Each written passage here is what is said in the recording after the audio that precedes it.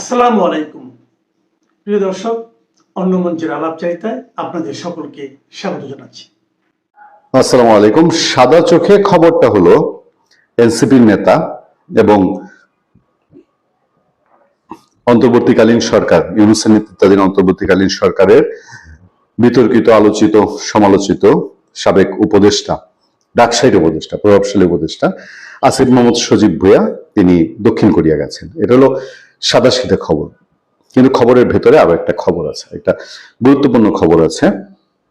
তিনি কি খুব স্বাভাবিকভাবে, সাবলীলভাবে দক্ষিণ কোরিয়া গেছেন কিনা। যদিও এবার এয়ারপোর্টে তিনি আর ম্যাগজিন নিয়ে যান নাই, অস্ট্রেলিয়ান ম্যাগজিন এবার তাকে সাথে নিয়েছেন এরকম কোনো খবর আমাদের কাছে নাই। আপনাদের তো নিশ্চয়ই মনে আছে যে যখন অন্তর্বর্তীকালীন সরকারের সময় আইন কানুনের তোয়াক্কা না করে অবৈধভাবে তিনি তার বৈধ আগ্নেয়াস্ত্রী ম্যাগজিনটা এয়ারপোর্টে নিয়ে ধরা খান এবং সেই ম্যাগজিনটা আবার তার ব্যক্তিগত স্টাফ দিয়ে বাড়িতে পাঠিয়ে দেন, যেটা এটাও অবৈধ। যাক, খবরটা ওই সাদা চোখের খবরটা একটু আপনারা শোনেন যে আন্তর্জাতিক মানবাধিকার সম্মেলনে উনি গেছেন, মানবাধিকার সম্মেলনে, যেখানে তাদের সরকারের সময় বাংলাদেশের মানবাধিকার এই বাংলাদেশের 56 বছরের ইতিহাসে সর্বনিম্ন পর্যায়ে ছিল। আন্তর্জাতিক মানবাধিকার সম্মেলনে যোগ দিতে দক্ষিণ কোরিয়া গেলেন এনসিপির মুখপাত্র আসিফ মোহাম্মদ সজীব ভুঁইয়া। রবিবার 10 মে রাত 11টার দিকে দক্ষিণ কোরিয়ার উদ্দেশ্যে তিনি শাহজালাল আন্তর্জাতিক বিমানবন্দর ত্যাগ করেন। বিষয়টি নিশ্চিত করেছেন এনসিপির মিডিয়া সেলের সদস্য ইয়াসিন আরাফাত। তিনি জানান, ইতিমধ্যে দেশটিতে পৌঁছেছেন আসিফ। ইয়াসিন আরাফাত আরো জানান যে বিশ্ব মানবাধিকার শহর ফোরাম 2026 সম্মেলনটি দক্ষিণ কোরিয়ার ওয়াংজু শহরে অনুষ্ঠিত হবে। সফরকালে আসিফ মাহমুদ আন্তর্জাতিক মানবাধিকার, নাগরিক অধিকার এবং গণতান্ত্রিক অংশগ্রহণ বিষয়ক বিভিন্ন সেশনে অংশ নেবেন। পাশাপাশি দক্ষিণ কোরিয়া বসবাসরত বাংলাদেশি প্রবাসীদের সঙ্গে মত বিনিময় করবেন। আমি জানি না ওখানে কোন টাইপের বাংলাদেশের প্রবাসীরা তার সাথে মত বিনিময় করবে, আবার কোনো অন্য ঘটনা কিছু ঘটে কিনা। এছাড়া এনসিপি ডায়ামপুরা অ্যালায়েন্সের দক্ষিণ কোরিয়া চ্যাপ্টারের উদ্যোগে আয়োজিত একাধিক সাংগঠনিক সভা, প্রতিনিধি বৈঠক এবং কমিউনিটি সংযোগমূলক কার্যক্রমে তিনি অংশ নেবেন। সফর শেষে আগামী 19 মে রাতে তার দেশে ফেরার কথা রয়েছে। খবরের ভেতরে খবরটায় যাচ্ছি, আরো একটা প্রশ্ন তুলি। এই যে ভদ্রলোক দক্ষিণ কোরিয়া সফরে গেলেন এই মানবাধিকার শহর ফোরাম না কি যেন একটা অনুষ্ঠানে, এটা কি তার ক্ষমতায় থাকার সময়ে প্লট করা কোনো একটি আমন্ত্রণ কিনা? কারণ এনসিপিতে এরকম আমন্ত্রণ এসছে, এনসিপিকে এই আমন্ত্রণ দিয়েছে বিশ্ব কমিউনিটির কেউ। আমাদের কাছে কোথায় যেন একটু খটকা লাগে। মূল খবরটা হলো বিশ্বস্ত সূত্রের খবর। সেদিন রাত্রেই আমরা জানতে পেরেছি যে আসিফ মাহমুদ সজীব ভুঁইয়া খুব সহজে বিমানবন্দর পার হননি। সাধারণত যে সময়টা লাগে একটা ইমিগ্রেশনে, তার চেয়ে অনেক বেশি সময় তাকে আটকে রাখা হয়েছিল। তারপরে ঊর্ধ্বতন কর্তৃপক্ষের সঙ্গে যোগাযোগ সাপেক্ষে যখন পুরোপুরি ক্লিয়ারেন্স পাওয়া গেছে, তারপরে তাকে যেতে দেওয়া হয়েছে। মানে তাকে যেতে দেওয়া হবে কিনা এই নিয়েও একটা দ্বিধাদ্বন্দ্বের পরিস্থিতি ছিল। আসিফ মোহাম্মদ সজীব ভুঁইয়াও এক পর্যায়ে ঘাবড়ে গিয়েছিলেন। আপনাদের মনে আছে, আদিলুর রহমান শুভকে দীর্ঘ একটা সময় আটকে রাখা হয়েছিল এবং আমাদেরকে বিএনপির সংরক্ষিত নারী আসনের সংসদ সদস্য নীলুফার চৌধুরী মুনি বলেছেন যে তিনি শুনতে পেরেছেন যে কিছু কিছু উপদেষ্টার, মানে ইউনূস আমলের কিছু কিছু উপদেষ্টার দেশের বাইরে যাওয়া নিয়ে রেস্ট্রিকশনের খবর আছে। আসিফ মোহাম্মদ সজীব ভুঁইয়াও সেই তালিকায় ছিলেন এবং শেষ পর্যন্ত নানান দেন দরবারের পরিপ্রেক্ষিতে, মানে সে নির্দিষ্ট সময়ের অনেক আগেই গিয়েছে এবং ইমিগ্রেশন তাকে প্রথম ধাক্কায় তাকে ইমিগ্রেশন পার হতে দেয়নি। তারপর নানান পর্যায়ে কথাবার্তা, ইন্টারফেয়ারের পর তিনি ফিরে আসবেন 19 মে, এই নিশ্চয়তার পরে তাকে বিদেশ যেতে দেওয়া হয়েছে। আমরা যেই সরকারকে তীব্র প্রত্যাশা নিয়ে ক্ষমতায় বসিয়েছি, এই বাংলাদেশে প্রথমবারের মতো আওয়ামী লীগ, বিএনপি, সনাতন, হিন্দু, বৌদ্ধ, খ্রিস্টান, মুসলিম সবাই মিলে একবারে সমমনা হয়ে ভোট দিয়েছে ধানের শীষে। বাংলাদেশে তো রেয়ার ঘটনা। সেই রেয়ার ঘটনার পরেও একটা সরকার যখন ইউনূস সরকারের এই অপরাধ দেখে না, উপরন্তু ইউনূস সরকারের অপরাধের প্রসঙ্গ উঠলেই পাশ কাটিয়ে যায়। তারা হাম নিয়ে জাতিকে বুঝাচ্ছেই যে হাম হচ্ছে এই অন্তর্বর্তী সরকারের কোনো ইন্টেনশন ছিল না শিশুদেরকে বিপদে ফেলার, তো এই ধারণাই ছিল না, তো বুদ্ধিই ছিল না। যে হামের টিকা নিয়ে সে যেটা করছে এতে করে কি পরিণতি হতে পারে। বিশ্ব স্বাস্থ্য সংস্থা ইউনিসেফের পক্ষ থেকে হাতে পায়ে ধরে তাকে বোঝানো হয়েছে। পায়ে ধরা বাকি ছিল যে আপনারা যে কাজটা করতে যাচ্ছেন এটা করেন না, তারপরে সেই কাজটা করেছে। এরপরে স্বাস্থ্যমন্ত্রী বলছেন এই আমাদের ইমিউনিটি তৈরির কথা, ইমিউনিটি বেড়ে যায় হামের, হ্যান ত্যান নানান কিছু সংসদে বোঝাচ্ছেন, কিন্তু একবারও বলেন না যার অপরাধে, যার অন্যায়ের কারণে হামিজ দাঁড়িয়েছে। আজকে ইউনূস সরকারের সুবিধাভোগী, ইউনূস সরকারের সোজা বাংলায় যদি পদলেহনকারীও বলি, এবং ইউনূস সরকারের সময় মবের যারা সুবিধাভোগী, ইউনূস সরকারের সমস্ত অন্যায় অপকর্মের যারা ভিত্তি শেল্টার দিয়ে রেখেছিল, তাদের মধ্যে এই যে এনসিপির আপনার উত্তরাঞ্চলের মুখ্য সংগঠক সার্জিস, সে একটা টকশোতে, এটা ভিডিওটাও আমরা দেখেছি, সে তর্ক করছে। সে বলছে বিএনপি হামের টিকা নিয়ে ব্যস্ত, তারা জুলাই সনদ বাস্তবায়নের কথা ভাবছে না।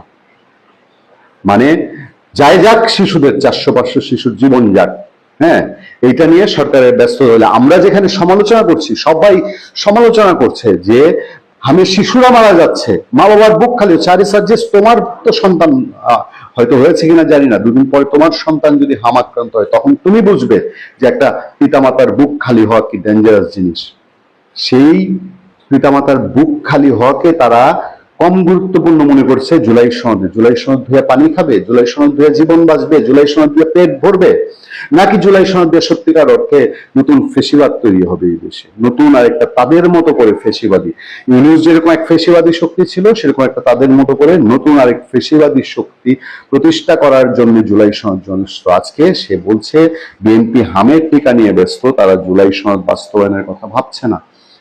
চারদিকে সমালোচনা যে বিএনপি হামের টিকা নিয়ে যতটুকু যা করা দরকার সেটুকু কি করছে কিনা, যে ইউনূস সরকারকে বাঁচিয়ে দিচ্ছে, ইউনূস সরকারকে এই অভিযোগটা আমি গতকালকে একটা আলোচনা বলছি, অভিযোগটা কাছে আওয়ামী লীগের নামে থাকতো, আওয়ামী লীগের নামে 500 মামলা হতো এই হামের টিকা নিয়ে, কিন্তু ইউনূস সরকারের নামে একটা মামলা হওয়ার কোনো লক্ষণ নাই। বলছে তদন্ত হচ্ছে, তদন্ত হবে।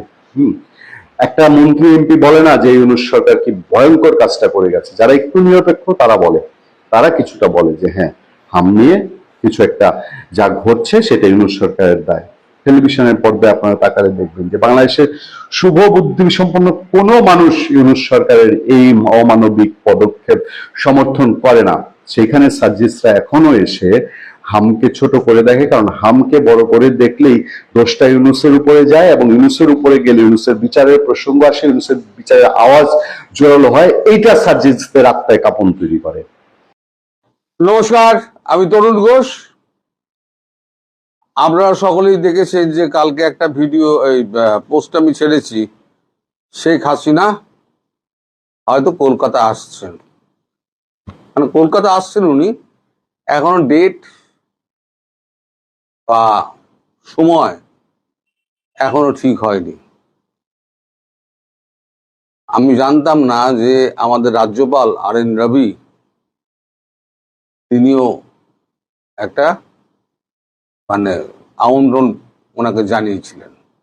এর আগে শুভেন্দুকে ফোন করার পর শুভেন্দু একটা আমন্ত্রণ জানিয়েছিলেন, সে খবর তো আপনাদের আমি দিয়েছিলাম যে আপনি আমাদের এখানে কতদিন অতিথি হয়ে এসে থাকলে আমরা আপনাকে সেবা করার সুযোগ পাই, আমাদের এখানে দয়া করে আসুন কলকাতাতে। তারও আগে আমি বলেছিলাম মমতা ব্যানার্জির আমলে সেই সময়তে একবার কলকাতা তাকে আনার একটা পরিকল্পনা নরেন্দ্র মোদীর ছিল, যে কলকাতার কাছাকাছি কোন একটা সেফ হাউসে তাকে রাখবে।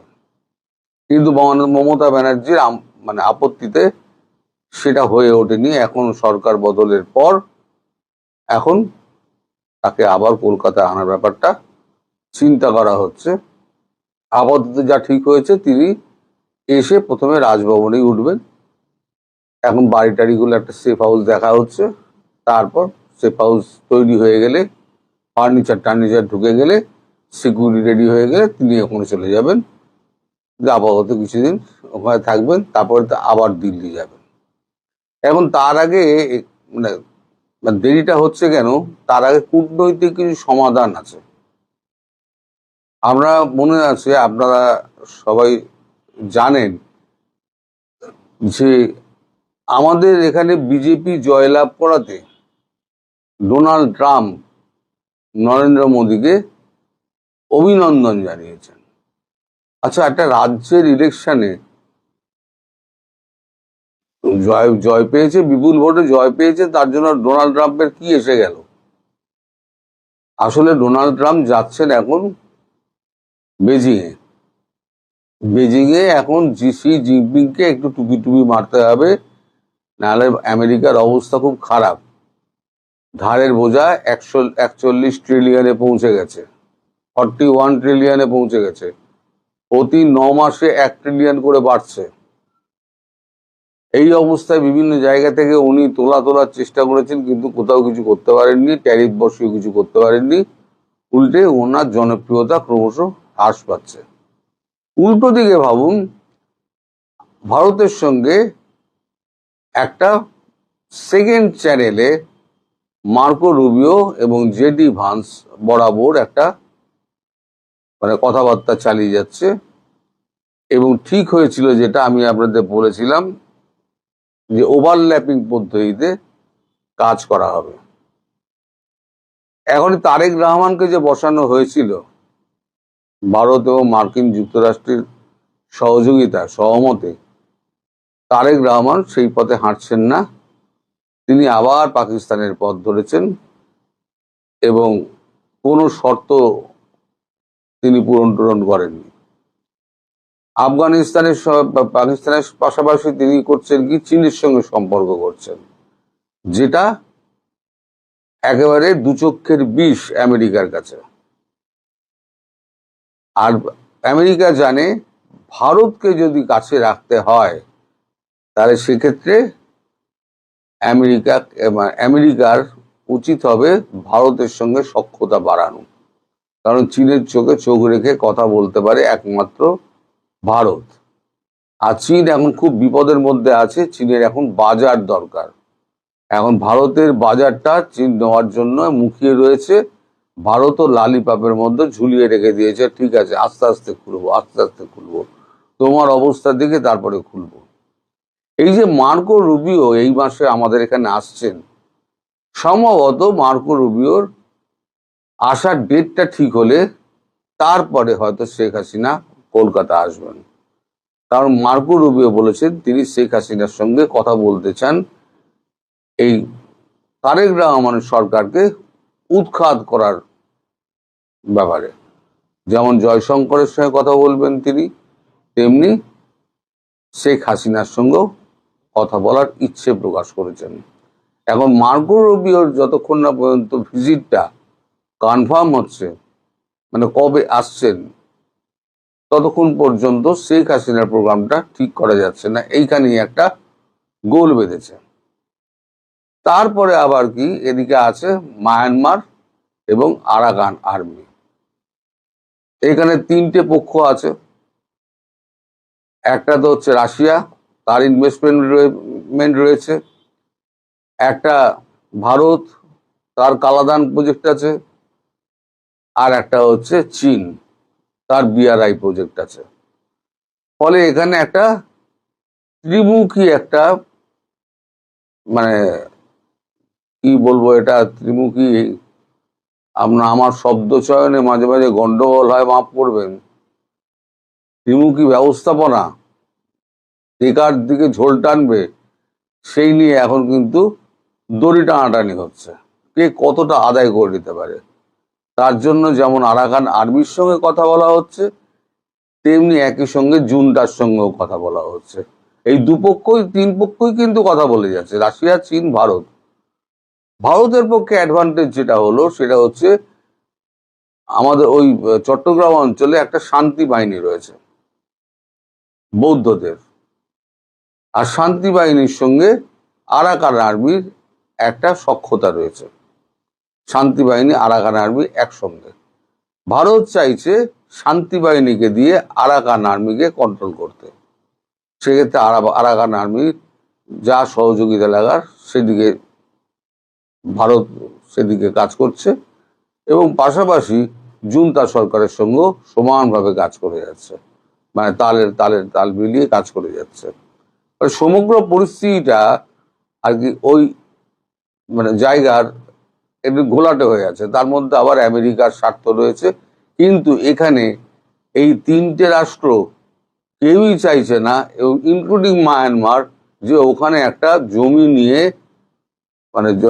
মিজোরাম বা ভারতের একটা অংশের জমি নিয়ে, আর আপনার ওই কি বলে মায়ানমারের এক অংশের জমি নিয়ে, বাংলাদেশের একটা অংশের জমি নিয়ে ওখানে একটা খ্রিস্টান রাষ্ট্র করার, যেটা ট্রাম্পের একটা গোপন ইচ্ছে এবং সিআইএরও গোপন ইচ্ছে বহুদিনের এটা। তো সেটা নিয়েও ট্রাম্প একটুখানি চীনের সঙ্গে কথা বলবেন, এর তেল মারামারি করবেন, কিন্তু চীন তো রাজি হবে না।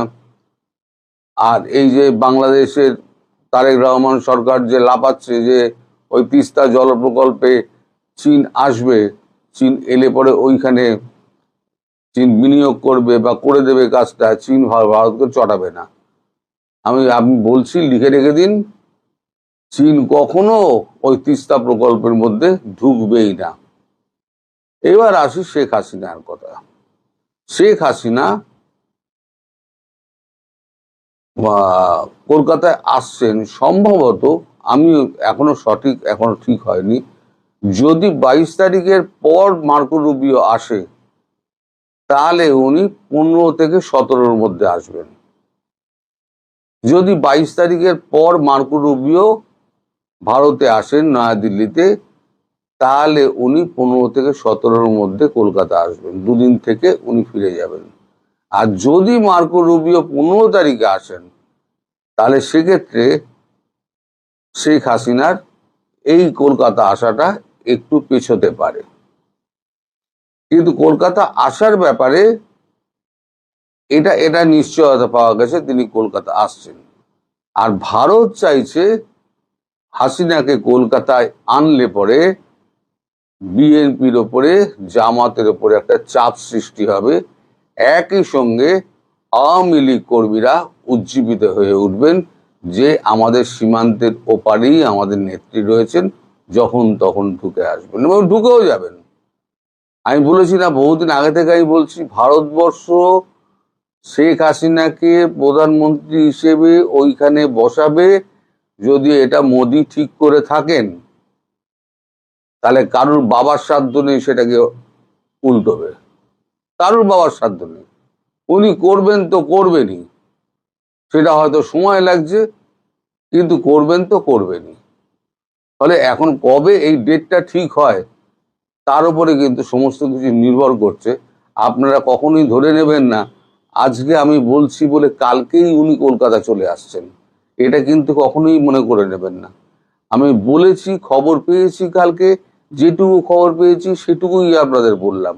তবে কলকাতা আসছেন এটা নিশ্চিত, ডেট এখনো জানা যায়নি। জানলেই আমি আপনাদের সবাইকে জানিয়ে দেবো উনি, তখন আপনারা বুঝতে পারবেন কি হচ্ছে। এই নিষ্ঠুরতার শেষ কোথায়?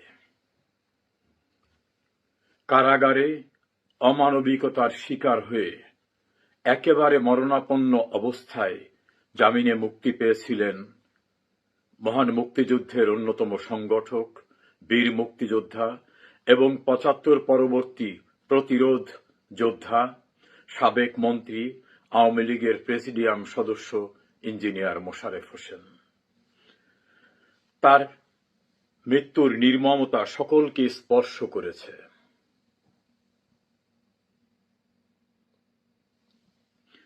আপনাদের নিশ্চয়ই খেয়াল আছে, এর পূর্বে মুক্তিযুদ্ধের আরেক সংগঠক, বীর মুক্তিযোদ্ধা, সাবেক মন্ত্রী, অত্যন্ত প্রবীণ রাজনীতিক রমেশ চন্দ্র সেনকে গ্রেপ্তার করে কিভাবে তার হাত দড়ি দিয়ে বাঁধা হয়েছিল।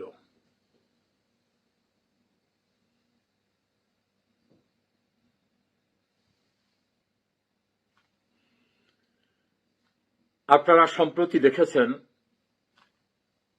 বেশ পূর্বে থেকে দেখেছেন, মুক্তিযুদ্ধের আরেক সংগঠক, বীর মুক্তিযোদ্ধা নুরুল মজিদ মাহমুদ হুমায়ুনকে গ্রেপ্তার করার পরে অমানবিক নির্যাতনে তিনি যখন গুরুতর অসুস্থ হয়ে পড়েন, তখন তার প্রপার ট্রিটমেন্ট দেওয়া হয়নি। হাসপাতালে যখন নেওয়া হয়েছে তখন তিনি প্রায় মরণাপন্ন। সুচিকিৎসা তো দেওয়া হয়নি, মৃত্যুর পরেও তার হাতে হ্যান্ডকাপ লাগানোর যে ছবিটা, সেই ছবিটা সকলের হৃদয়কে স্পর্শ করেছিল। আপনার হ্যান্ডকাপটা দেখতে পাচ্ছেন তার হাতে, সাবেক মন্ত্রী নুরুল মজিদ মাহমুদ হুমায়ুন। আরেকটি ছবি দেখাতে চাই। 69-এর গণ অভ্যুত্থানের মহানায়ক, সাবেক মন্ত্রী, সাবেক রাজনীতিক, বীর মুক্তিযোদ্ধা, মুক্তিযুদ্ধের অন্যতম সংগঠক তোফায়েল আহমেদ কি অবস্থায় আছে।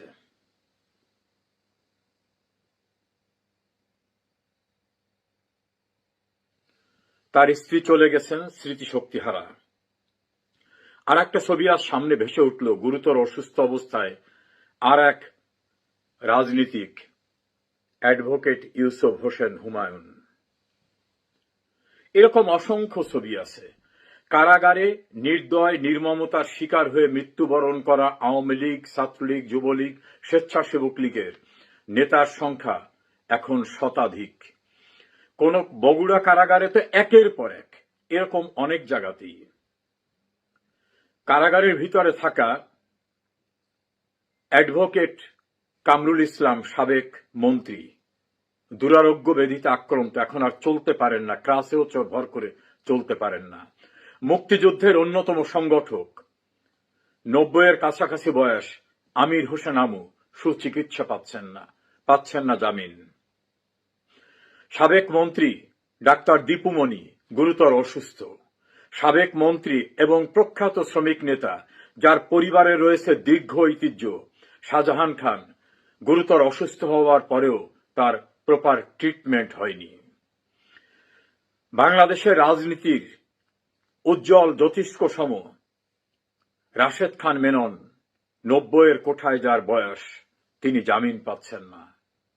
মুক্তিযুদ্ধের অন্যতম সংগঠক, বীর মুক্তিযোদ্ধা হাসানুল হক ইনুর অবস্থা একই। অবসরপ্রাপ্ত বিচারপতি AHM শামসুদ্দিন চৌধুরী, প্রখ্যাত সাংবাদিক শাহরিয়ার কবির, মুক্তিযোদ্ধা সাবেক ছাত্রনেতা কামাল আহমেদ মজুমদার, সাবেক মন্ত্রী জনাব আব্দুর রাজ্জাক সহ অসংখ্য নেতৃবৃন্দ কারা অভ্যন্তরে নির্মমতার শিকার হচ্ছেন। জামিন দেওয়া তো দূরের কথা, তাদের অনেককে যথাযথ চিকিৎসার ব্যবস্থাও করা হচ্ছে না। সাবেক আইনমন্ত্রী আনিসুল হক কোর্ট প্রাঙ্গণে আক্রান্ত হয়েছেন মবের দ্বারা। একই অবস্থা বিশ্ববিখ্যাত সিঙ্গার, সাবেক একাধিকবারে নির্বাচিত MP মমতাজের ক্ষেত্রে। কেউ নিরাপদে নেই। মহান মুক্তিযুদ্ধের বীর প্রতীক গাজী গোলাম দস্তগীর এত অসুস্থ, তিনি চলতে পারেন না, তার দেশের বাইরে চিকিৎসা হতে হয়। তার গাজী টায়ার পুড়িয়ে দিয়ে সেখানে শত শত লোককে পুড়িয়ে মারার পরেও কোনো ব্যবস্থা হয়নি। আর এই মহান মুক্তিযুদ্ধের বীর সিপাহসালার গাজী গোলাম দস্তগীর বীর প্রতীক কারা অভ্যন্তরে খুবই দুরবস্থার ভিতরে আছেন। আমার নিজ জেলা পিরোজপুরের ইন্দুরকানী উপজেলা আওয়ামী লীগের সাবেক সভাপতি, সাবেক উপজেলা চেয়ারম্যান, আইনজীবী মতিউর রহমানের জামিন জুটছে না। ছাত্রলীগ, যুবলীগ, কৃষক লীগ, স্বেচ্ছাসেবক লীগ, মহিলা আওয়ামী লীগের অসংখ্য নেতাকর্মীর একই অবস্থা।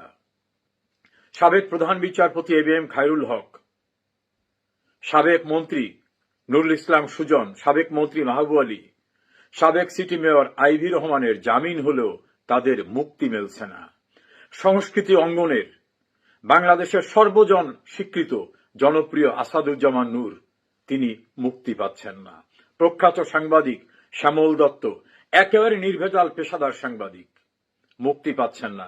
ফারজানা রূপা, শাকিল আহমেদ, প্রখ্যাত সাংবাদিক মোজাম্মেল বাবু, কারোই মুক্তি জুটছে না, চিকিৎসাও হচ্ছে না। কারাগারের ক্যাপাসিটি, বন্দি ধারণ ক্ষমতা 46,000। আমাদের কাছে প্রাপ্ত তথ্য অনুযায়ী 2 লাখের উপরে কারাগারে বন্দী রয়েছে, যার অধিকাংশই রাজনৈতিক উদ্দেশ্যে গ্রেপ্তার হওয়া। আর যারা ভয়ঙ্কর জঙ্গি অপরাধী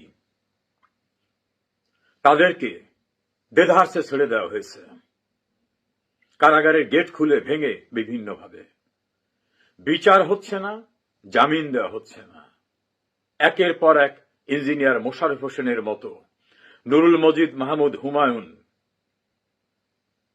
রমেশ চন্দ্র সেনের মতো অনেকের লাশ নিতে হচ্ছে কারাগারের গেট থেকে। এই নিষ্ঠুরতাই বর্বরতার শেষ কোথায়? কোনো কিছুই কিন্তু আনপেইড যায় না। এই নির্মমতা যত দীর্ঘস্থায়ী হবে, এর কনসিকুয়েন্স কিন্তু তত বেদনাদায়ক হবে।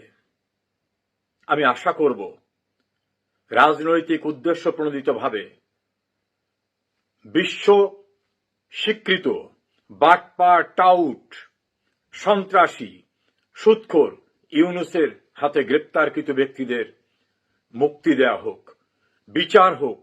যদি কেউ অপরাধী হয় তার শাস্তি হবে, কিন্তু বিনা বিচারে এভাবে আটক রাখা একটা মানবাধিকারের পরিপন্থী, আমাদের বিদ্যমান আইনের পরিপন্থী, সুপ্রিম কোর্টের অসংখ্য রায়ের পরিপন্থী।